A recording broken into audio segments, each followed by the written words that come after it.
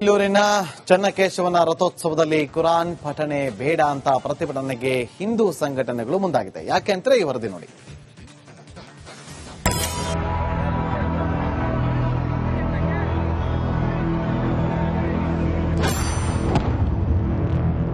ಹಿಂದೂ ರಥೋತ್ಸವದಲ್ಲೇಕೆ ಕುರಾನ್ ಪಠಣ? ಆ ಸಂಪ್ರದಾಯ ವಿರುದ್ಧ ತಿರುಗಿ ಬಿದ್ದ ಭಕ್ತಗಣ.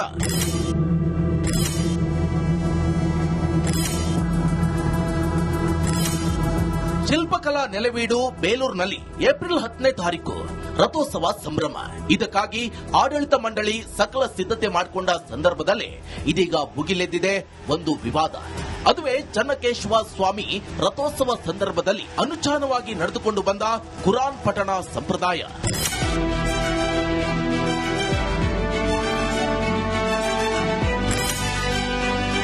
ಇದೊಂಥರ ವಿಚಿತ್ರ ಅನಿಸಿದ್ರು ಇದು ಇಲ್ಲಿ ಬಹಳ ವರ್ಷಗಳಿಂದಲೂ ನಡೆದುಕೊಂಡು ಬಂದ ಪದ್ಧತಿ. ಚನ್ನಕೇಶವನ ತೇರು ಎಳೆಯುವ ಮುನ್ನ ದೊಡ್ಡ ಮೋದೂರಿನ ಮೌಲ್ವಿ ಕುರಾನ್ ಪಠಿಸೋದು ಮೊದಲಿನಿಂದಲೂ ಕೂಡ ನಡೆದುಕೊಂಡು ಬಂದಿದೆ. ಆದರೆ ಇತ್ತೀಚಿನ ವರ್ಷಗಳಲ್ಲಿ ಕುರಾನ್ ಪಠಣಕ್ಕೆ ಕಂಡು ಬರ್ತಾ ಇದೆ ವಿರೋಧ. ಪ್ರತಿ ವರ್ಷವೂ ಕೂಡ ರಥೋತ್ಸವ ಮುನ್ನ ಹಿಂದೂ ಸಂಘಟನೆಗಳು ಅಧಿಕಾರಿಗಳಿಗೆ ಈ ಬಗ್ಗೆ ಮನವಿಯನ್ನ ಸಲ್ಲಿಸೋದು, ಪ್ರತಿಭಟನೆ ನಡೆಸೋದು ಸಹ ಮಿಸ್ ಇಲ್ಲದೆ ನಡೆದುಕೊಂಡು ಬಂದಿದೆ. ಅದರಂತೆಯೇ ಈ ಬಾರಿ ಕೂಡ ರಥೋತ್ಸವಕ್ಕೆ 2 ವಾರ ಬಾಕಿ ಇರುವಾಗ ಎದುರಾಗಿದೆ ಪ್ರತಿಭಟನೆ.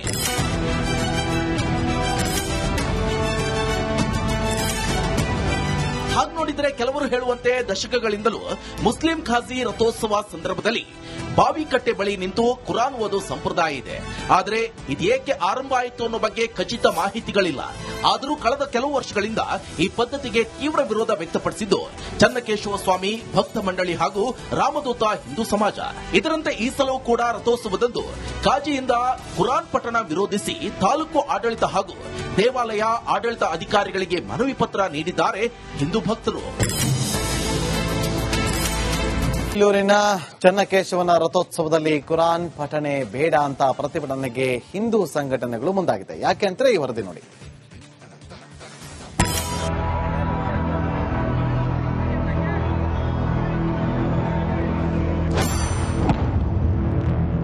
ಹಿಂದೂ ರಥೋತ್ಸವದಲ್ಲೇಕೆ ಕುರಾನ್ ಪಠಣ?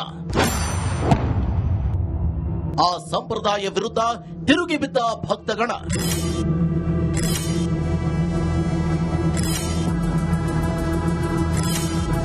ಶಿಲ್ಪಕಲಾ ನೆಲೆವೀಡು ಬೇಲೂರಿನಲ್ಲಿ ಏಪ್ರಿಲ್ 10ನೇ ತಾರೀಕು ರಥೋತ್ಸವ ಸಂಭ್ರಮ. ಇದಕ್ಕಾಗಿ ಆಡಳಿತ ಮಂಡಳಿ ಸಕಲ ಸಿದ್ಧತೆ ಮಾಡಿಕೊಂಡ ಸಂದರ್ಭದಲ್ಲೇ ಇದೀಗ ಭುಗಿಲೆದ್ದಿದೆ ಒಂದು ವಿವಾದ. ಅದುವೇ ಚನ್ನಕೇಶವ ಸ್ವಾಮಿ ರಥೋತ್ಸವ ಸಂದರ್ಭದಲ್ಲಿ ಅನುಚಾನವಾಗಿ ನಡೆದುಕೊಂಡು ಬಂದ ಕುರಾನ್ ಪಠಣ ಸಂಪ್ರದಾಯ.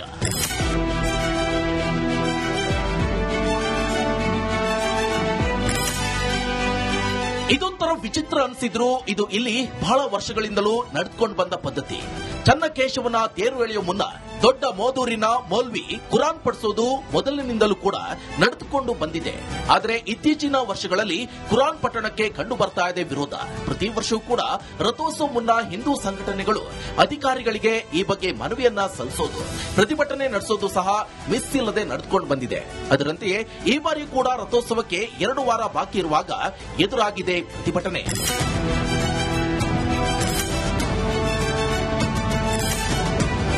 ಹಾಗೆ ನೋಡಿದ್ರೆ ಕೆಲವರು ಹೇಳುವಂತೆ ದಶಕಗಳಿಂದಲೂ ಮುಸ್ಲಿಂ ಖಾಜಿ ರಥೋತ್ಸವ ಸಂದರ್ಭದಲ್ಲಿ ಬಾವಿಕಟ್ಟೆ ಬಳಿ ನಿಂತು ಕುರಾನ್ ಓದೋ ಸಂಪ್ರದಾಯ ಇದೆ. ಆದರೆ ಇದೇಕೆ ಆರಂಭ ಆಯಿತು ಅನ್ನೋ ಬಗ್ಗೆ ಖಚಿತ ಮಾಹಿತಿಗಳಿಲ್ಲ. ಆದರೂ ಕಳೆದ ಕೆಲವು ವರ್ಷಗಳಿಂದ ಈ ಪದ್ಧತಿಗೆ ತೀವ್ರ ವಿರೋಧ ವ್ಯಕ್ತಪಡಿಸಿದ್ದು ಚನ್ನಕೇಶವ ಸ್ವಾಮಿ ಭಕ್ತ ಮಂಡಳಿ ಹಾಗೂ ರಾಮದೂತ ಹಿಂದೂ ಸಮಾಜ. ಇದರಂತೆ ಈ ಸಲವೂ ಕೂಡ ರಥೋತ್ಸವದಂದು ಕಾಜಿಯಿಂದ ಕುರಾನ್ ಪಠಣ ವಿರೋಧಿಸಿ ತಾಲೂಕು ಆಡಳಿತ ಹಾಗೂ ದೇವಾಲಯ ಆಡಳಿತ ಅಧಿಕಾರಿಗಳಿಗೆ ಮನವಿ ಪತ್ರ ನೀಡಿದ್ದಾರೆ ಹಿಂದೂ ಭಕ್ತರು.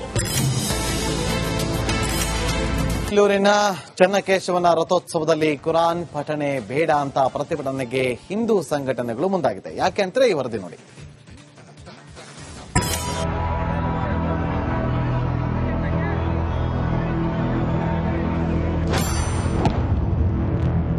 ಹಿಂದೂ ರಥೋತ್ಸವದಲ್ಲೇಕೆ ಕುರಾನ್ ಪಠಣ?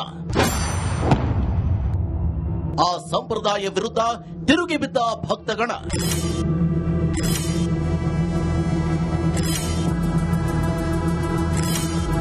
ಶಿಲ್ಪಕಲಾ ನೆಲೆವೀಡು ಬೇಲೂರಿನಲ್ಲಿ ಏಪ್ರಿಲ್ 10ನೇ ತಾರೀಕು ರಥೋತ್ಸವ ಸಂಭ್ರಮ. ಇದಕ್ಕಾಗಿ ಆಡಳಿತ ಮಂಡಳಿ ಸಕಲ ಸಿದ್ಧತೆ ಮಾಡಿಕೊಂಡ ಸಂದರ್ಭದಲ್ಲೇ ಇದೀಗ ಭುಗಿಲೆದ್ದಿದೆ ಒಂದು ವಿವಾದ. ಅದುವೇ ಚನ್ನಕೇಶವ ಸ್ವಾಮಿ ರಥೋತ್ಸವ ಸಂದರ್ಭದಲ್ಲಿ ಅನುಚಾನವಾಗಿ ನಡೆದುಕೊಂಡು ಬಂದ ಕುರಾನ್ ಪಠಣ ಸಂಪ್ರದಾಯ.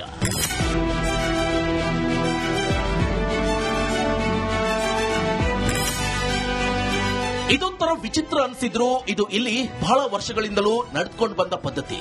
ಚನ್ನಕೇಶವನ ತೇರು ಎಳೆಯುವ ಮುನ್ನ ದೊಡ್ಡ ಮೋದೂರಿನ ಮೌಲ್ವಿ ಕುರಾನ್ ಪಡಿಸೋದು ಮೊದಲಿನಿಂದಲೂ ಕೂಡ ನಡೆದುಕೊಂಡು ಬಂದಿದೆ.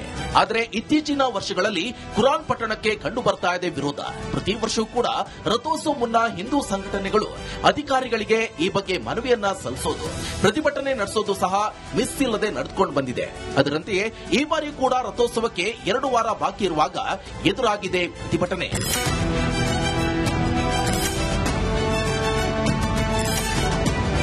ಹಾಗೆ ನೋಡಿದ್ರೆ ಕೆಲವರು ಹೇಳುವಂತೆ ದಶಕಗಳಿಂದಲೂ ಮುಸ್ಲಿಂ ಖಾಜಿ ರಥೋತ್ಸವ ಸಂದರ್ಭದಲ್ಲಿ ಬಾವಿಕಟ್ಟೆ ಬಳಿ ನಿಂತು ಕುರಾನ್ ಓದೋ ಸಂಪ್ರದಾಯ ಇದೆ. ಆದರೆ ಇದೇಕೆ ಆರಂಭ ಆಯಿತು ಅನ್ನೋ ಬಗ್ಗೆ ಖಚಿತ ಮಾಹಿತಿಗಳಿಲ್ಲ. ಆದರೂ ಕಳೆದ ಕೆಲವು ವರ್ಷಗಳಿಂದ ಈ ಪದ್ಧತಿಗೆ ತೀವ್ರ ವಿರೋಧ ವ್ಯಕ್ತಪಡಿಸಿದ್ದು ಚನ್ನಕೇಶವ ಸ್ವಾಮಿ ಭಕ್ತ ಮಂಡಳಿ ಹಾಗೂ ರಾಮದೂತ ಹಿಂದೂ ಸಮಾಜ. ಇದರಂತೆ ಈ ಸಲವೂ ಕೂಡ ರಥೋತ್ಸವದಂದು ಕಾಜಿಯಿಂದ ಕುರಾನ್ ಪಠಣ ವಿರೋಧಿಸಿ ತಾಲೂಕು ಆಡಳಿತ ಹಾಗೂ ದೇವಾಲಯ ಆಡಳಿತ ಅಧಿಕಾರಿಗಳಿಗೆ ಮನವಿ ಪತ್ರ ನೀಡಿದ್ದಾರೆ ಹಿಂದೂ ಭಕ್ತರು. ಬೆಂಗಳೂರಿನ ಚನ್ನಕೇಶವನ ರಥೋತ್ಸವದಲ್ಲಿ ಕುರಾನ್ ಪಠಣೆ ಬೇಡ ಅಂತ ಪ್ರತಿಭಟನೆಗೆ ಹಿಂದೂ ಸಂಘಟನೆಗಳು ಮುಂದಾಗಿದೆ. ಯಾಕೆ ಅಂದ್ರೆ ಈ ವರದಿ ನೋಡಿ.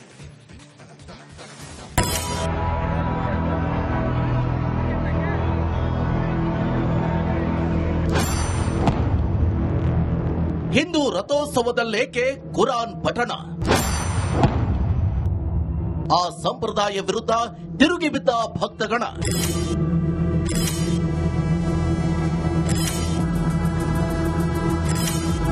ಶಿಲ್ಪಕಲಾ ನೆಲೆವೀಡು ಬೇಲೂರಿನಲ್ಲಿ ಏಪ್ರಿಲ್ 10ನೇ ತಾರೀಕು ರಥೋತ್ಸವ ಸಂಭ್ರಮ. ಇದಕ್ಕಾಗಿ ಆಡಳಿತ ಮಂಡಳಿ ಸಕಲ ಸಿದ್ಧತೆ ಮಾಡಿಕೊಂಡ ಸಂದರ್ಭದಲ್ಲೇ ಇದೀಗ ಭುಗಿಲೆದ್ದಿದೆ ಒಂದು ವಿವಾದ. ಅದುವೇ ಚನ್ನಕೇಶವ ಸ್ವಾಮಿ ರಥೋತ್ಸವ ಸಂದರ್ಭದಲ್ಲಿ ಅನುಚಾನವಾಗಿ ನಡೆದುಕೊಂಡು ಬಂದ ಕುರಾನ್ ಪಠಣ ಸಂಪ್ರದಾಯ.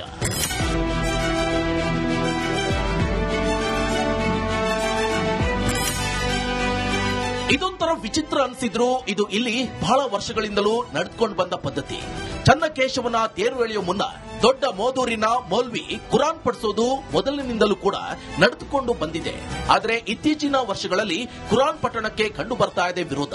ಪ್ರತಿ ವರ್ಷವೂ ಕೂಡ ರಥೋತ್ಸವ ಮುನ್ನ ಹಿಂದೂ ಸಂಘಟನೆಗಳು ಅಧಿಕಾರಿಗಳಿಗೆ ಈ ಬಗ್ಗೆ ಮನವಿಯನ್ನ ಸಲ್ಲಿಸೋದು, ಪ್ರತಿಭಟನೆ ನಡೆಸೋದು ಸಹ ಮಿಸ್ ಇಲ್ಲದೆ ನಡೆದುಕೊಂಡು ಬಂದಿದೆ. ಅದರಂತೆಯೇ ಈ ಬಾರಿ ಕೂಡ ರಥೋತ್ಸವಕ್ಕೆ 2 ವಾರ ಬಾಕಿ ಇರುವಾಗ ಎದುರಾಗಿದೆ ಪ್ರತಿಭಟನೆ.